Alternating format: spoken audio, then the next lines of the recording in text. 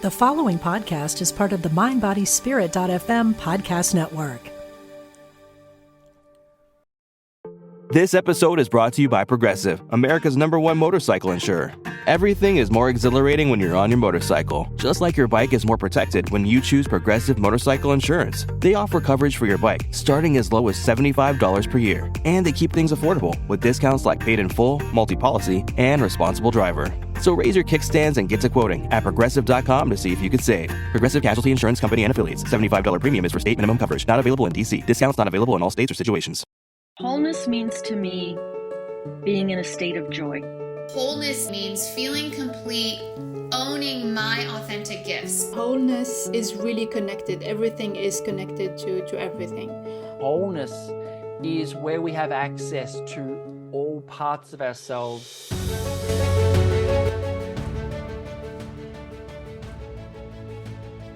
So the deck we're using is the Herbal Astrology Oracle deck, and it's really cute. But the card we have is number 24, Tobacco, which is the offering. And this is what it says. It says,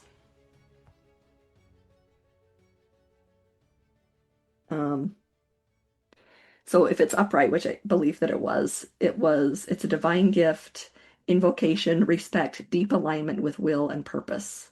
Tobacco is used among indigenous groups across the Americas as an offering to the gods for smoke cleansing, as an offering to the spirits, as a sacred smoke at council meetings, and at ceremonial juice during vision quests.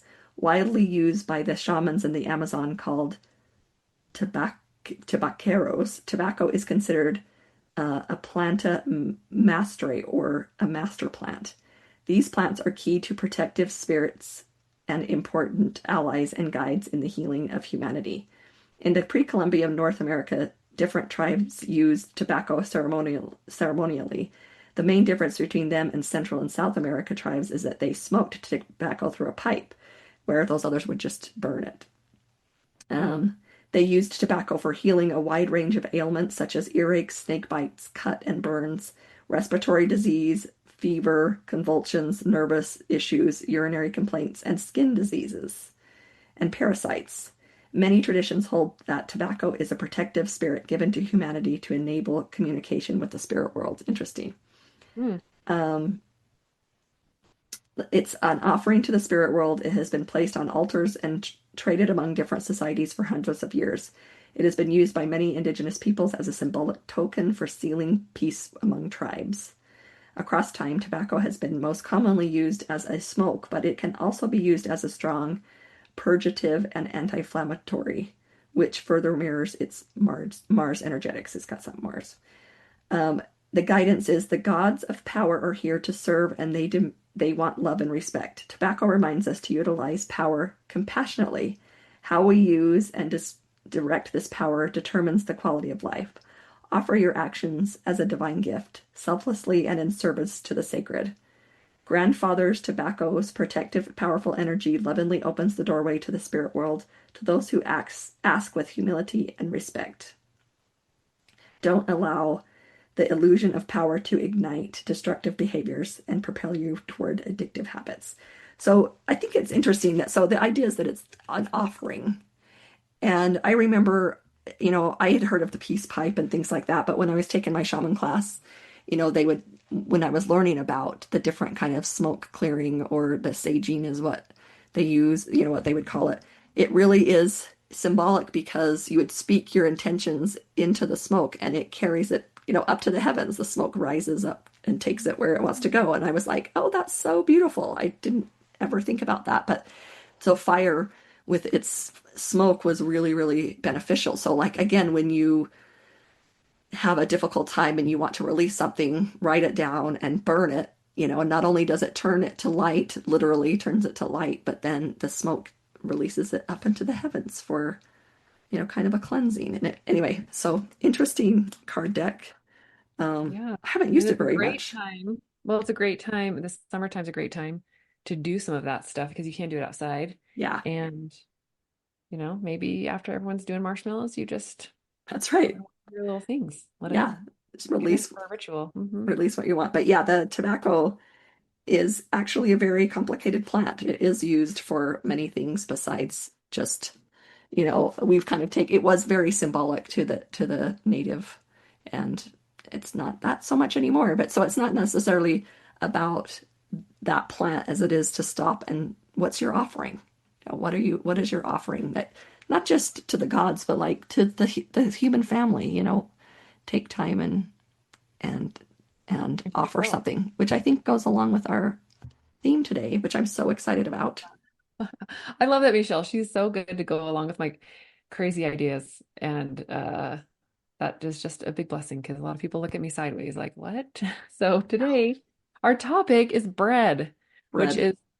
which you're probably like, if you're tuning in, that means you're at least curious enough. Then you don't think, that we're totally nuts. But um, I started thinking about it because I was reading the newest Hunger Games book, and in it, there's a character who um, is a little girl and obviously a little malnourished, and they pass around this basket of rolls, and she pulls up this one particular bread, and everyone's kind of like, oh, among all the white, really fancy sweet ones, she picks up this kind of really hearty, dense bread, and she just holds it to her nose and smells it. And one of their characters like, oh, that's the bread where she's from, and it makes her feel like she's at home. And I really started thinking like, wow, bread is a symbol of home. For Mm. why, I don't know. My grandma, her job in the 70s, 80s was she was a Bosch distributor. So Bosch mixers, before that you could buy them in stores, they were like a Tupperware salesman. You would Oh, go and she would do, wow. and so that was her, she had a huge, I think they called it the Quonset hut. I don't even know what that where it came from, but she had her little hut, and in it she had all of her stock, and people would come and watch her make wheat bread. She sold Magic Mill. Also, I don't even think they're in business anymore, but she would teach people how to mill their wheat. And yeah, I remember her even go to the Nebraska State Fair, and she had a booth there and would teach people how to make bread. And so bread very Wow. much for our family was something that brought us income and just kind of really important to our way of life. And, for me, when I'm feeling hungry, Mm-hmm. nothing will satisfy me like a piece of bread. How about you? Mm-hmm. Totally. Yeah, Yeah, totally. like give me a steak and I mean, I'll be full, but it does not have the same feeling Mm-hmm. as a piece of bread does, which I is complicated because I am also gluten sensitive. So it's Right. a very complicated Relationship. relationship. Yeah, I mean there are times when I like, yeah, I just want a piece of bread and I know that I'll have to pay for it later, but sometimes it's worth it. Eating a hamburger with a lettuce bun is not the same as a regular Right. bun. Right.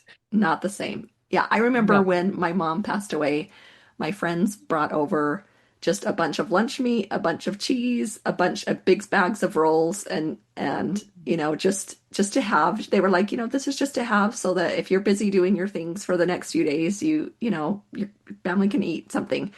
And for like probably 2 weeks, that was honestly the only thing I could eat. Oh.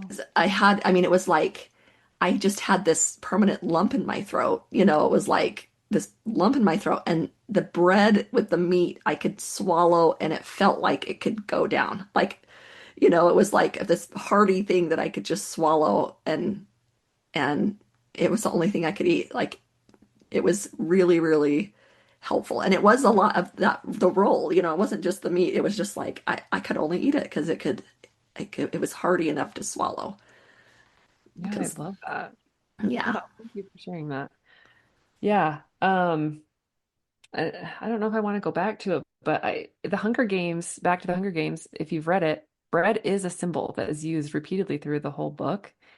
And, it talks about its sustenance and solidarity and then resistance. Like I love the idea that it's all of those things because it was used to like be if you received a certain type of bread, you knew what district it was from. It was a form of communication of like, this is what we're doing. And I didn't really notice it, so I kind of want to go back now and read it. I don't Yeah, really I don't know remember that.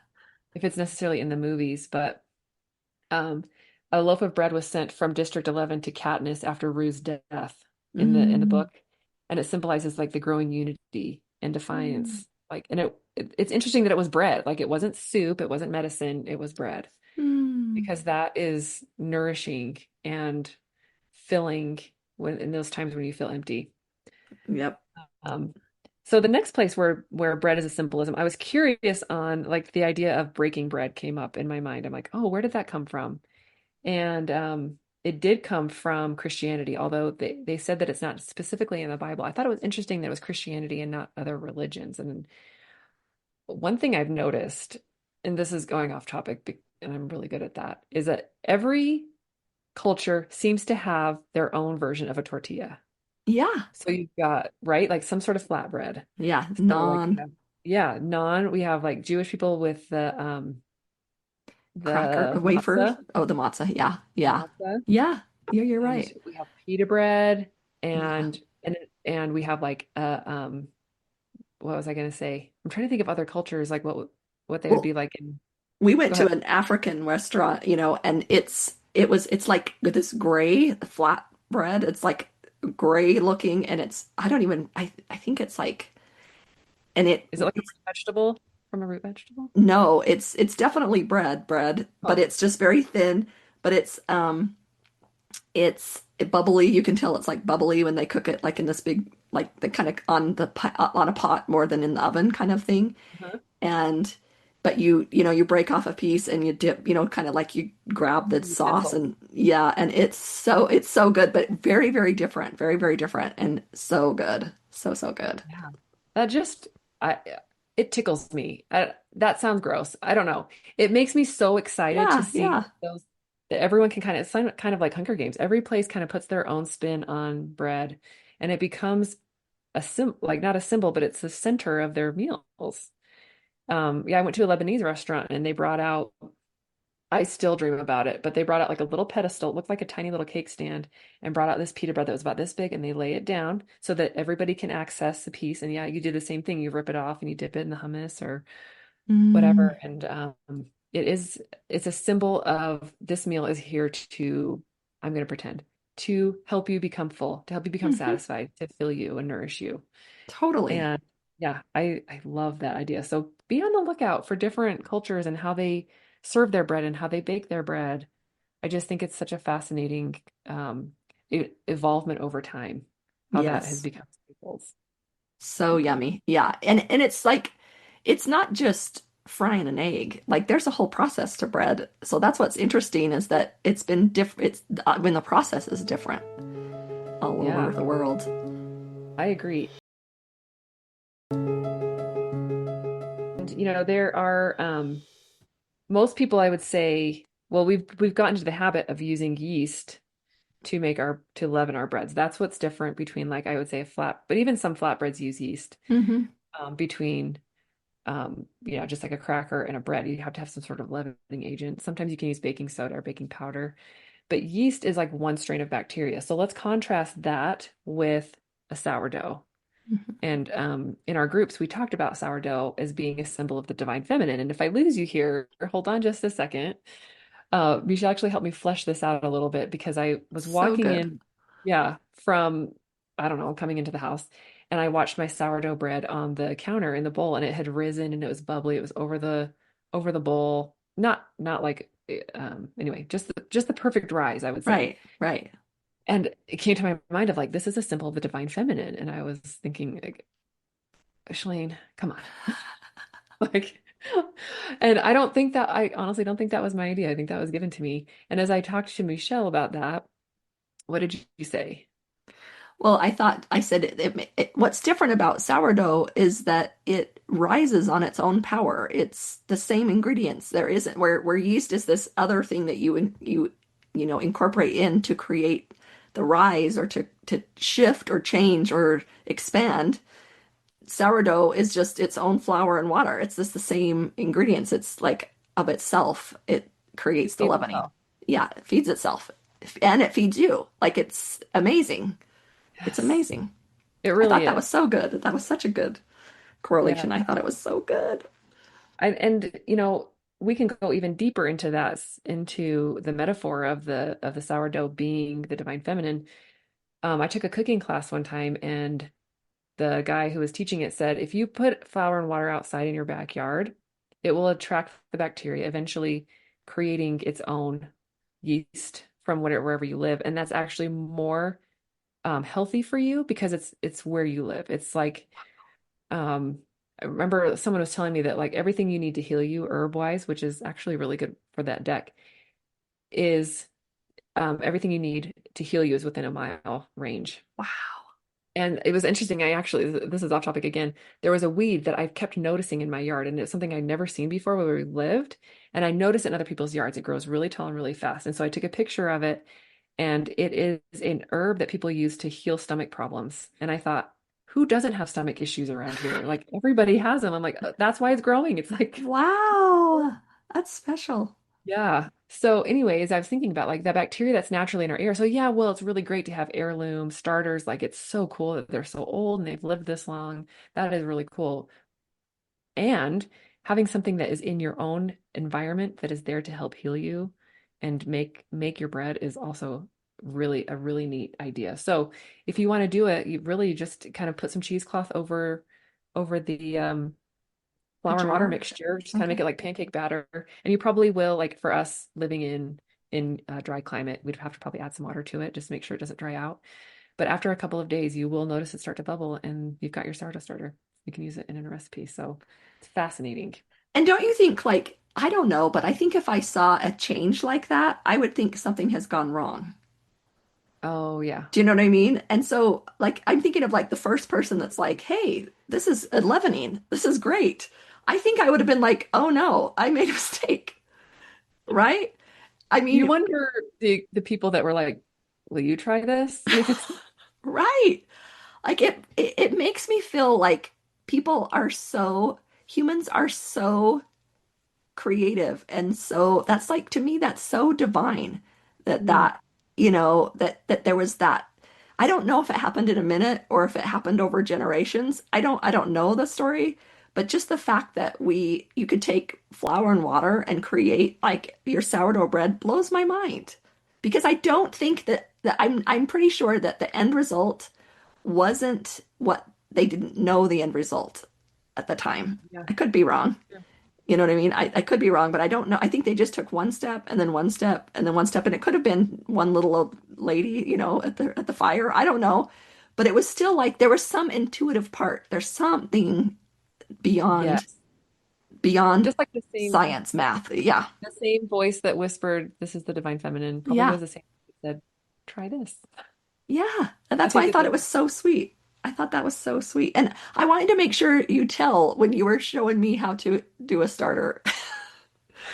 When you were showing me how to do or you gave me my starter and you were like, so this is what you, and you just rattled off, this is what you do.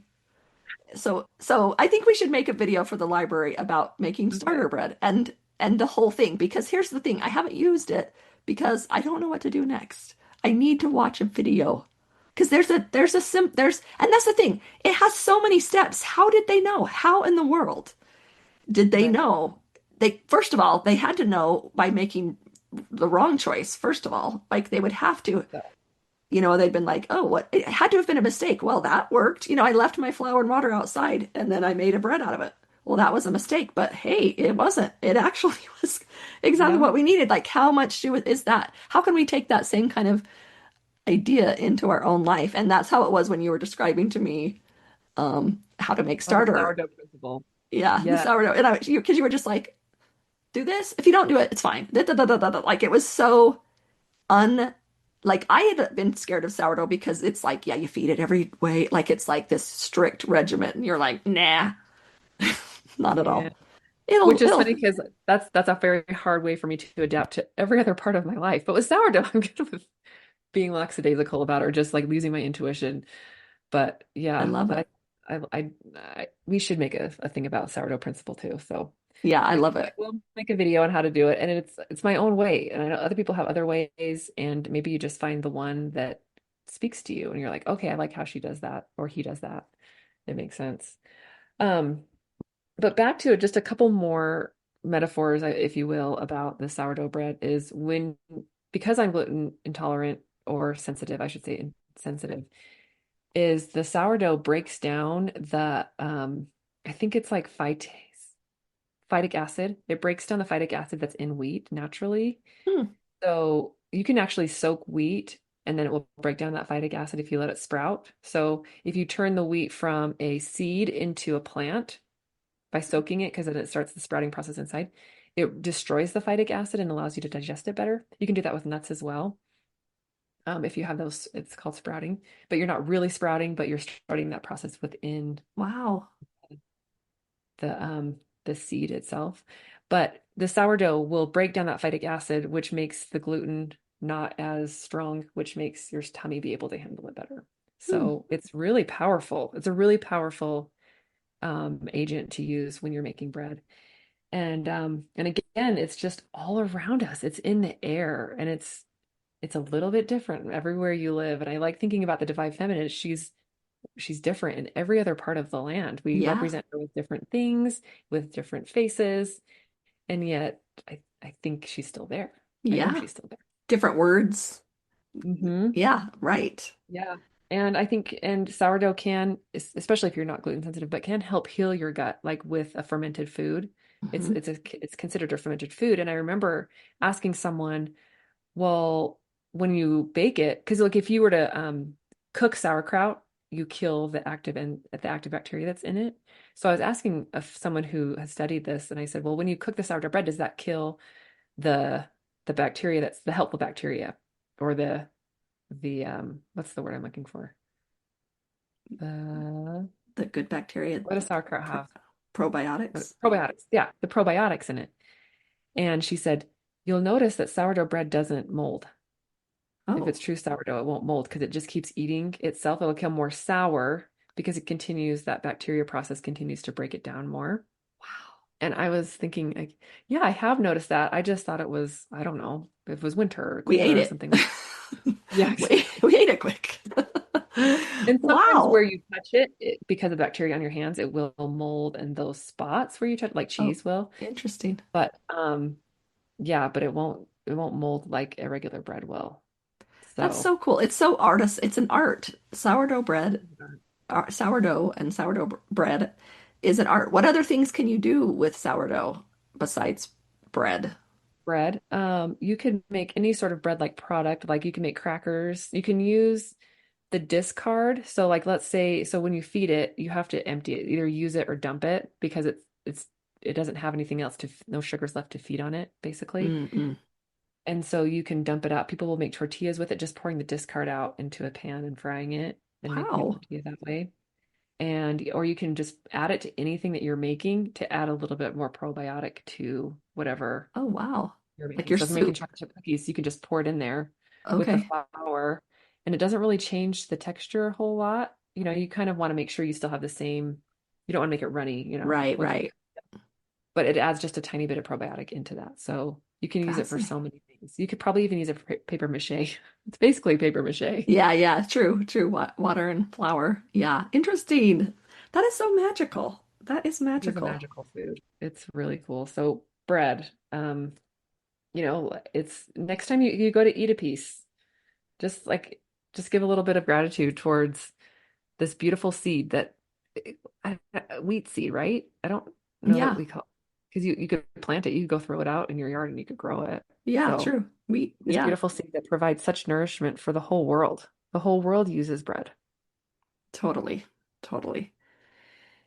And I think I was thinking about when you were talking about bread, because it is used quite symbolically in different areas, specifically scripture, it's very the bread of life or, things like that. But it reminded me, I was watching an Oprah episode one time. I think it was, yeah. Anyway, there was this guy on there and he was a pastor and he told a story and I thought it was so fascinating. He was just telling the story of the feeding of the 5,000, Okay. and so you took 2 loaves of bread and some fish and fed the 5,000. That's the story. But he said he broke it down and he said, first of all, there was this need and having the need didn't transform the plate. It was there. And he said, and if you follow even within the scripture, he prayed. And after the prayer, it was still just 2 fish and a couple of, some fishes and loaves.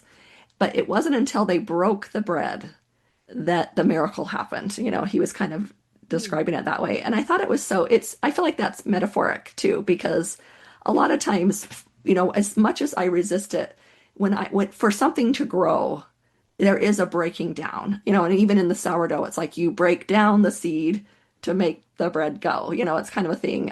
But I think that that's symbolic in our own lives. Like we talked about when we talked about in Braving the Wilderness, and even again when we were kind of going back over things about that, there is that breaking down and shifting in order to create whatever is coming next. Hopefully it's a miracle.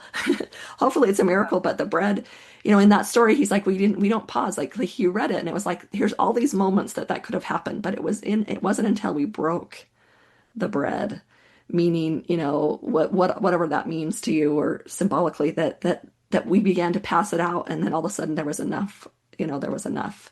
And that's the symbolism of that story is, that we will go through the wilderness. That's the growth. And yet it produces something so beautiful on the other side that it's kind of interesting that was just part of that story, the breaking of the bread.